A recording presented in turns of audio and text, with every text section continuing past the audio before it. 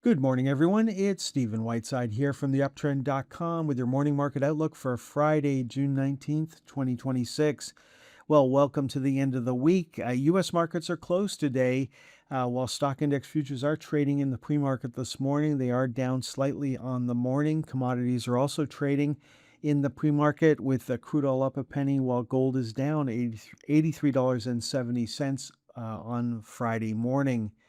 Now, if you're watching the Canadian market on Friday, it's going to be very thinly traded. There's no reason to be active in the Canadian market on Friday. Most people on Bay Street will be out golfing today, and we should see volumes down about 50 to 65% on Fridays during Friday's trading action. Now, on Friday mornings, I like to go in and print off some weekly charts just to see how the market's coming into the weekend. And the VIX is down on the week, which is supportive for higher stock prices. Maybe not for the Canadian market, which is almost unchanged on the week, while the S&P 500 is up just under 1%. A lot more oomph in the NASDAQ with it up 2.6%. The Russell 2000 up over 1% on the week. And then, of course, the strength coming from semiconductors up over 7% on the week. Looking at commodities, gold is just above unchanged on the week. That could probably change on Friday. Crude oil down nearly 5% on the week, back on a weekly sell signal coming into Friday's trading action. Looking at Bitcoin, nothing going on there, down a little over 1% so far this week. So, still nothing happening for Bitcoin coming into this weekend. Now, there's a lot of talk about some of the global markets, with a lot of the Asian markets hitting new highs this week. Japan, South Korea, Taiwan, not necessarily Malaysia, heading in the opposite direction this week. Looking at the VIX on Friday morning, it's still on a sell signal. Inside day yesterday. On Monday, we'll be looking for a close above 1913 to tell us something new's happening. I've been watching the 2188 level. We've talked about that. We did trade above the flypaper channel, but did not break away from it. So we really need the VIX to start breaking out above 2188 before the market's really going to pay attention and become in sync with the VIX. Where we are right now, we're not expecting the VIX to go much lower here. It could certainly trade lower, but in a lot of cases, when we get down to these levels, the VIX will just trade sideways in giving more of a neutral tone to the market than it will trying to make lower lows, with the U.S. markets trying to make higher highs. Now, looking at the U.S. market and looking at some price targets for the Vanguard Total Market ETF, we were trying to hit 375. The Dow settled right on the 515 level last night, so no major move there. We're trying to get the S&P 500 to break out above 750. It closed just below it yesterday. We're trying to get the NASDAQ to hit 750. That hasn't happened yet. Then the iShares for the Russell 2000 looking for a move to 296.88. We're trying to break out above that. If we can do that, then 300 is just above us, which of course would act as psychological resistance. Above that is the 304.69 level. Then looking at the energy sector, we're trying to hold 53.13. Then looking at financials, we're trying to break through the 54.69 level. We hit that on Wednesday. So if you had an order in up there, congratulations.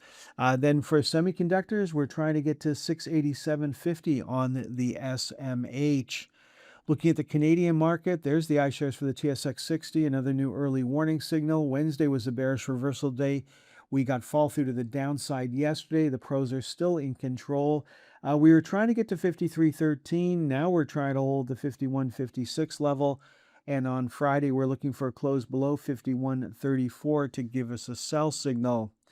Now, looking at the flypaper chart for the iShares for the TSX 60, we're above the flypaper channel right now. You can see in March we got all the way down to the bottom before reversing. So we're always looking for a breakdown below the flypaper channel. That hasn't happened in a long time. When we look at the iShares for the TSX 60, if you look down here to the bottom left-hand corner, the average true range in percentage terms is 1.18. I like trading the 2x ETFs. It gives us more volatility, and currently that volatility is at the average true range is at 2.2%. So it's a lot easier to trade the leveraged ETFs when you're looking at some of these indices than it is to actually trade the underlying ETF. Now, looking at what's working right now, well, the TSX Financial Services are certainly leading the Canadian market higher and holding it up. Utilities are still holding up fairly well. Consumer discretionary made a new high the other day before starting to pull back. The industrials made a new high last week before starting to pull back. Materials, of course, which includes gold stocks, very bearish chart here. Since peaking back in late February, we made a lower high, a lower high, lower high, and we recently made a lower low. So very bearish chart pattern for the materials and gold sectors. Now, the energy sector is just starting to drop through the flypaper channel, so we'll have to see if that continues or not. Not a major breakdown just yet. Information technology, this has been pretty weak. We made a high 2 weeks ago, and now we're looking to see what happens next. If we look to the left here, you can see this wall of resistance that we have from back in November, December of last year. We traded up to that, and we were not able to break through it. So here we are coming down, see if we're going to make a higher low or a lower low. And only time will tell. The pros are just about to give up control on Canadian technology stocks. And you can see we're coming into Friday on a sell signal. Looking at the TSX Most Actives from Thursday's trading action, of course, all the energy stocks are going to look something like this. Canadian Natural Resources. Some of them have been able to hold the April lows, and some of them haven't.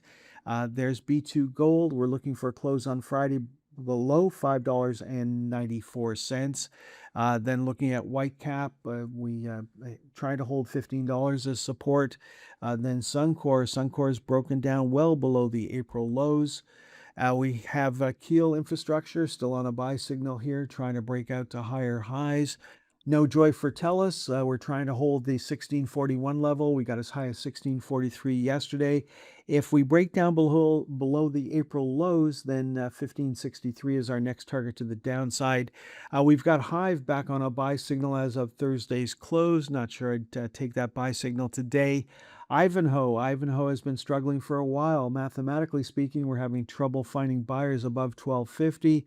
We're having trouble breaking out above all the moving averages and, of course, the flypaper channel. So Ivanhoe has not been a favored stock since the middle of February, and coming into Friday's trading action, nothing seems to be there to change investors' minds at the moment.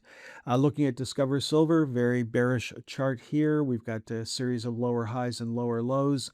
And you can see where we were down at the bottom of the panic zone, a pressure zone formed. If I was following this stock, I would have taken that buy signal, but so far it doesn't look like it's going to work out. Looking at Air Canada, new high for Air Canada with those falling crude oil prices. Then BlackBerry back on a sell signal as of Thursday's close. So that trade has lasted quite a while. Then looking at Baytech, we're trying to hold the April lows. Then the first bank stock to show up is the Bank of Nova Scotia. It's heading towards 125, which is not only a daily but a weekly price target, and I think we should be able to do that at some point in the not so distant future. Okay, folks, that is all for this morning's presentation. U.S. markets closed today. Canadian markets open, but will be very thinly traded. Enjoy your weekend, folks. If you're a member, I'll be back to speak to you on Sunday. If you're not a member, then join us here on Monday morning. Thanks for tuning in until the very end of today's stock market timing educational video. If you found the content valuable, don't forget to express your support by hitting the like button, leave a comment, sharing with your friends, and subscribing to our channel for more insightful updates. Remember, in the world of stocks, timing is crucial, and following the trend can be your greatest ally. If you would like more information on how we can help you better time the stock market, please visit theuptrend.com.